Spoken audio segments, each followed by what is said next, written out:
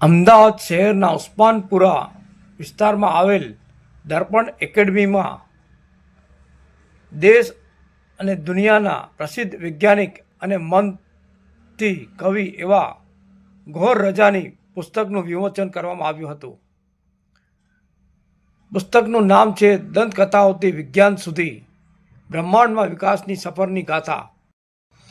આ પુસ્તકના વિમોચન પ્રસંગે નામાંકિત લેખકો પત્રકારોએ હાજરી આપી હતી, જેમાં પ્રકાશભાઈ, મલ્લિકાબેન, કેયુર કોટક, માર્ટિન ડબલ્યુ. પુસ્તકનું નામ છે ગોહર રજાની દંતકથાઓથી વિજ્ઞાન સુધી. અહીંયા પુસ્તકના વિમોચન પ્રસંગે મોટી સંખ્યામાં લોકોની હાજરી હતી. આ દરમિયાન કોણે શું કહ્યું સાંભળીએ. સુંદર પુસ્તક છે. આખા વિશ્વમાં તમામ દેશો છે એ દેશોના બંધારણમાંથી એકમાત્ર બંધારણ ભારતનું છે કે જ્યાં વૈજ્ઞાનિક અભિગમની વાત કરવામાં આવી છે. દુનિયાના બીજા કોઈ દેશના બંધારણમાં આર્ટિકલ 51માં વૈજ્ઞાનિક અભિગમની વાત કરવામાં આવી નથી. અને આ એટલા માટે અગત્યનું છે કે મને પોતાને એવું દેખાય છે મારા પબ્લિક લાઈફમાં છેલ્લા 45 વર્ષથી નાત જાતના ભેદભાવો સામે લડતા જેને એનિહિલેશન ઓફ કાસ્ટ કહીએ, તેની શક્યતાઓ મને માત્ર ને માત્ર વૈજ્ઞાનિક અભિગમમાં દેખાય છે. કારણ કે જે પણ આ સામાજિક માળખું ઊભું થયું છે તેના પાયામાં માત્ર ધાર્મિક માન્યતાઓ છે. આ પુસ્તક છે એમાં એક સુંદર માહિતી છે કે પ્રશ્ન પૂછવાની શરૂઆત ક્યાંથી થઈ, from where does the questioning begin. અને દરેક ભાષામાં ક્વેશ્ચન માર્ક છે અને વૈજ્ઞાનિક અભિગમ નાની ઉંમરથી આપણે કઈ રીતે મારી નાખીએ છીએ એનું આ ઉત્તમ ઉદાહરણ છે. મને આ પુસ્તકમાં એક વસ્તુ પઠે છે, એનું title I saw your English book and you're writing the evolution of the universe. જેવું ગુજરાત આવે છે બ્રહ્માંડ થઈ જાય છે. ઓકે, જાતિ વિશેની, રેસ વિશેની જે માન્યતાઓ છે. ઓકે, બે મુદ્દા મારે છેલ્લે કહેવા છે ને I am going to finish it. એક કે મારું કાર્યક્ષેત્ર છે કમ્યુનિકેશનનું. મારા ગુરુ મને શીખવાડતા હતા કે તમારી પાસે સત્ય હોય પણ જો સામાન્ય વ્યક્તિ સુધી તમે સત્ય પહોંચાડી ન શકો તો એ સત્યનો કોઈ મતલબ નથી. એટલે કમ્યુનિકેશનમાં એટલે મને લાગે છે કે વિજ્ઞાન જેવો વિષય ભારે ના બની જાય એટલા માટે એનામાં વિઝ્યુઅલ્સની જરૂર છે, ચિત્રોની જરૂર છે. ખાસ કરીને આ જ ચોપડીને જો બાળકો માટે આપણે ઉપયોગમાં લેવા માંગતા હોઈએ, જ્યાં સૌથી વધારે જરૂર છે, તો ચિત્રોની બહુ એમાં જરૂર છે. Science is something that is constant curiosity. And we were privileged, my brother and I, to grow up in a place where my mother was curious about the universe in one way and my father in another. And both of them searched. And they taught us to continue searching. So on behalf of all those जो इतने डरे हुए हैं हिंदुस्तान में कि वे superstition और धर्म द्वारा जो गड़बड़ करने के लोग कहते हैं उसको पकड़ के बैठते हैं, वो आपकी किताब पढ़ ले और एक डर छोड़ दे, जिस डर से हमारा देश आज चल रहा है. आप ये नहीं करोगे तो ये हो जाएगा, आप ये नहीं करोगे तो वो हो जाएगा, ये छीन लेगा, वो छीन लेगा. और जैसे देवकी ने हमारे देश को हिस्से में बांट देने की बात की, वैसे ही बात है विज्ञान की. आज हमारे लिए उन्होंने किताब में कहा है कि हमारे लिए जो पहले एक क्लैरिटी थी कि भाई ये फिजिक्स है, ये केमिस्ट्री है, ये बायोलॉजी है, आज तो इन तीनों या चारों बॉटनी वगैरह के इतने डिविजन्स हो गए, इतने स्पेशलाइजेशंस हो गए हैं कि एक साइंटिस्ट को पूछो कि साइंस का डेफिनेशन क्या है, दूसरे साइंटिस्ट से पूछो, you will get completely different answers. So even to understand what is science becomes a big question. Similarly, superstition क्या है वो भी पूछना मुश्किल हो गया है, क्योंकि व्हाट्सएप यूनिवर्सिटी ने सिखाया है कि सुपरस्टिशन ही साइंस है. Your book is extremely valuable and very timely, and I hope everybody reads it. અફાટ સમંદર છે જીવનનો એક પડકાર, એમાં હું સેફ એન્કરેજ નથી શોધતો, but to try to seek and not to it. આ જે સ્પિરિટ એની રીતે એમણે બ્રહ્માંડમાં મનુષ્યની સફર મિથકથી આજ સુધી એને કેમ ખંખેરતા ગયા, અને છતાં એક બહુ જ સહૃદયતાથી વાત કરી છે કે આપણા આદિવાસી વનવાસી મિત્રો છે, ટ્રાઇબલ પીપલ, તો એમની બધી માન્યતાઓ છે એને હસી કાઢીને નહીં પણ સમજવાનો પ્રયાસ કરીને વિજ્ઞાનની ગતિ પકડવાનો એક સરસ પ્રયાસ તમને આમાં જોવા મળશે. જે અભિગમ છે જે આ છે કે એક સતત ચાલતી ખોજ છે, આપણે આગળ જઈએ છીએ અને એક પ્રકારે આપણા ભ્રમોનું નિરસન થાય છે અને આપણી સમજ સાફ બને છે. આજના દિવસમાં આ વાત કેટલી જરૂરી છે એ મારે કહેવાનું હોય નહીં. ખરી વસ્તુ એ છે કે આજે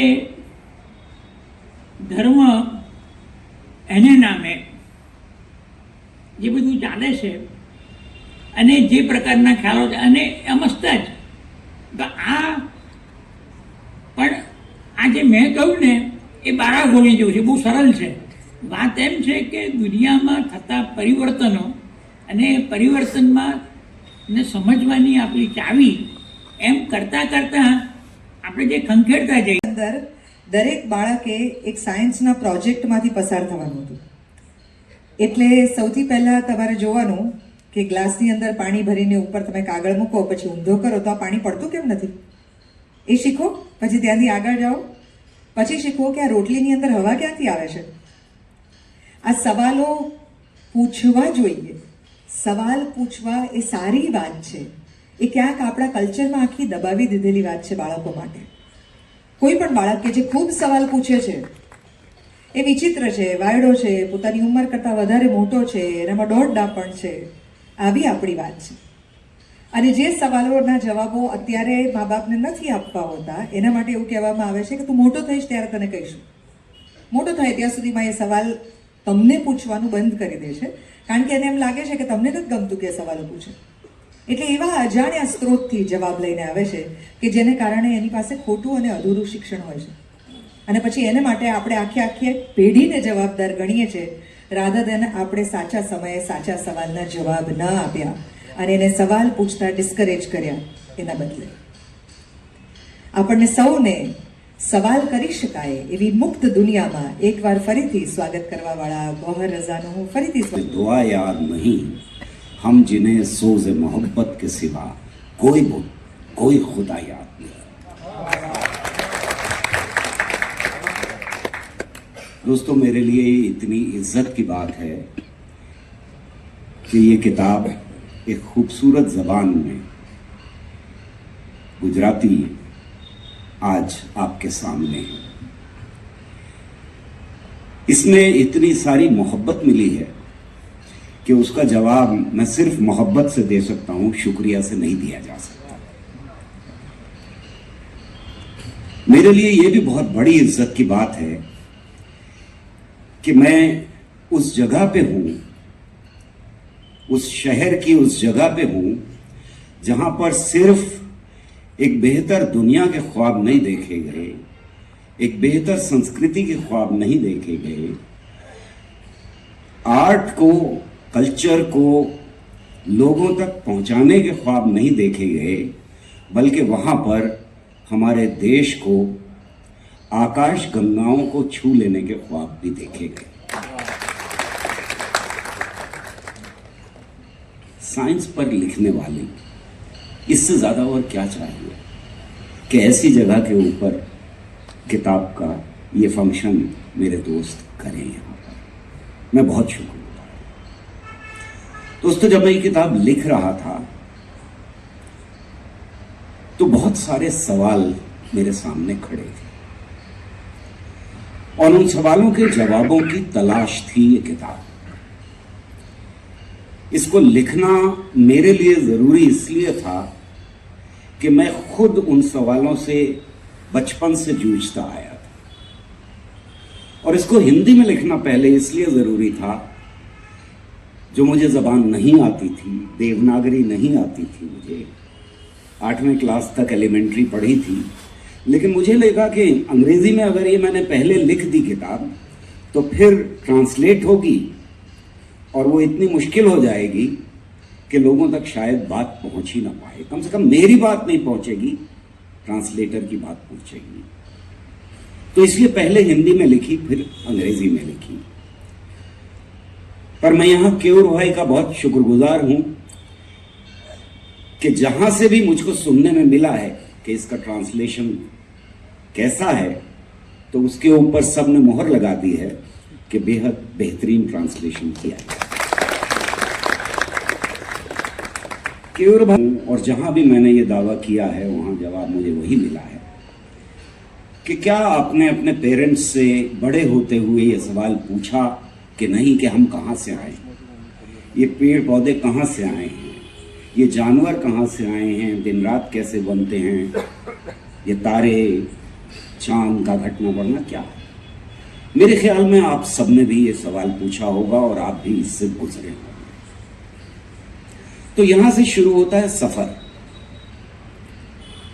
अब सवाल यह है कि एक ऐसे यूनिवर्सिटी में पैदा होना, आंखें खोलना, जहां पर एक तरफ प्रोग्रेसिव लोग मौजूद हों, घर के अंदर साइंस का और लिटरेचर का बोलबाला हो, और बाहर निकलते ही या बड़ी फैमिली में जाते ही वहां पर आपको यह भी सुनने को मिले सवाल बंद हो जाना। यानी अगर पूछा जाए कि फिर भगवान की मर्जी से अगर सब कुछ बना है, खुदा ने, अल्लाह ने, गॉड ने बनाया है सब कुछ, तो फिर उसे किसने बनाया, तो जरा मामला मुश्किल हो जाता है और आपसे कहा जाता है कि वो अपनी मर्जी से खुद से बना, हमेशा से था, हमेशा रहने वाला है। और आप पूछें हमेशा से तो नहीं हो सकता, तो कहते बहुत सवाल पूछ रहे हो, चुप रहो, बकबक बंद कर दो। तो यहां सवाल आखिर रुक जाते हैं, यानी आप एक हद के बाद सवाल पूछ ही नहीं सकते।